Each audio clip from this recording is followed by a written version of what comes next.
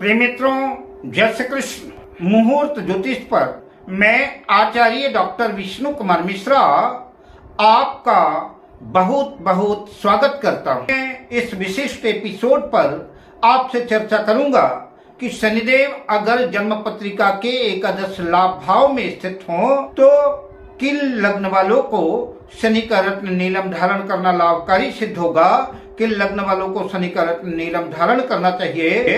इस विशिष्ट एपिसोड पर मैं मेष लग्न से मीन लग्न पर्यंत सभी लग्नों की चर्चा आपसे करूंगा।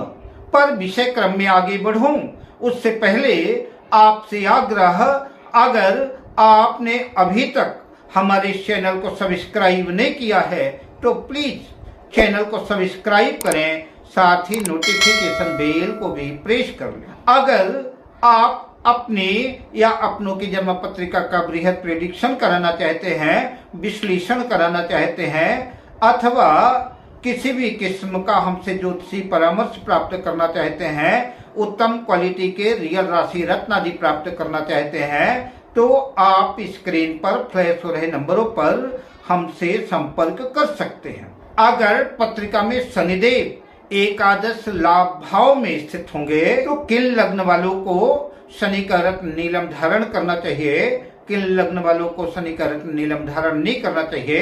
इस श्रृंखला में सबसे पहले मैं आपसे चर्चा करता हूँ मेष लग्न की। मेष लग्न की जन्म पत्रिका में शनिदेव दशमेश और एकादशेश होकर के एकादश भाव में ही अपनी मूल त्रिकोण राशि कुंभ राशि में स्थित होंगे। अतः मेष लग्न वालों के लिए शनि का रत्न नीलम धारण करने से धन के अनेक स्रोत प्रशस्त होंगे, धन लाभ होगा, किंतु कुछ मानसिक परेशानियां उत्पन्न हो सकती हैं, रोग शोक दुर्घटनाओं की भी संभावना बन सकती है। ऐसी कंडीशन अगर आपको महसूस होता है तो नीलम रत्न उतार देना चाहिए। अब बात करते हैं वृषभ लग्न की। वृषभ लग्न की जन्म पत्रिका में शनिदेव नवमेश और दशमेश होकर के एकादश लाभ भाव में मीन राशि में स्थित होंगे। अतः वृषभ लग्न वालों के लिए शनि का रत्न नीलम धारण करना लाभकारी सिद्ध होगा। अब बात करते हैं मिथुन लग्न की। मिथुन लग्न की जन्म पत्रिका में शनिदेव अष्टमेश और भाग्येश होकर के एकादश लाभ भाव में वृष राशि में स्थित होंगे। शनिदेव मिथुन लग्न में शनिदेव अष्टमेश और नवमेश होकर के एकादश लाभ भाव में मेष राशि में अपनी नीच राशि में स्थित होंगे। अतः शनिदेव अपनी नीच राशि में स्थित होंगे, अतः नीलम रत्न धारण करना हानिकारक साबित होगा। अब बात करते हैं कर्क लग्न की। कर्क लग्न की जन्म पत्रिका में शनिदेव सप्तमेश और अष्टमेश होकर के एकादश लाभ भाव पर अपनी मित्र राशि वृष राशि में स्थित होंगे। नीलम धारण करना बहुत उपयोगी साबित नहीं होगा, अतः नीलम रत्न धारण न करें। अब बात करते हैं सिंह लग्न की। सिंह लग्न की जन्म पत्रिका में शनिदेव खष्ठेश और सप्तमेश होकर के एकादश लाभ भाव में मिथुन राशि में स्थित होंगे। अतः सिंह लग्न वालों के लिए भी शनि का रत्न नीलम धारण करना उपयुक्त नहीं है, नीलम रत्न धारण न करें। अब बात करते हैं कन्या लग्न की। कन्या लग्न की जन्म पत्रिका में शनिदेव पंचमेश और खष्ठेश होकर के एकादश लाभ भाव में कर्क राशि में स्थित होंगे। अतः नीलम रत्न धारण करना लाभदायक सिद्ध नहीं होगा, नीलम रत्न धारण न करें। अब बात करते हैं तुला लग्न की। तुला लग्न की जन्म पत्रिका में शनिदेव चतुर्थेश और पंचमेश होकर के एकादश लाभ भाव पर सिंह राशि में स्थित होंगे।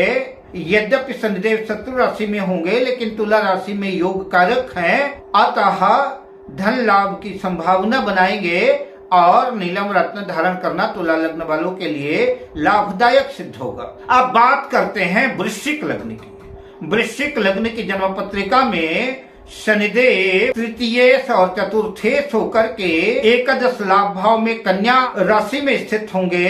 नीलम धारण करना स्वास्थ्य के लिए अच्छा नहीं होगा, अतः नीलम रत्न धारण न करें। अब बात करते हैं धनु लग्न की। धनु लग्न की जन्म पत्रिका में शनिदेव द्वितीयेश और तृतीयेश होकर के एकादश लाभ भाव पर तुला राशि में स्थित होंगे।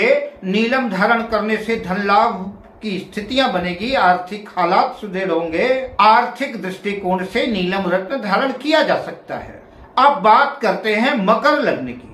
मकर लग्न की जन्म पत्रिका में शनिदेव लग्नेश और द्वितीय होकर के जन्म पत्रिका के एकादश लाभ भाव पर वृश्चिक राशि में स्थित होंगे।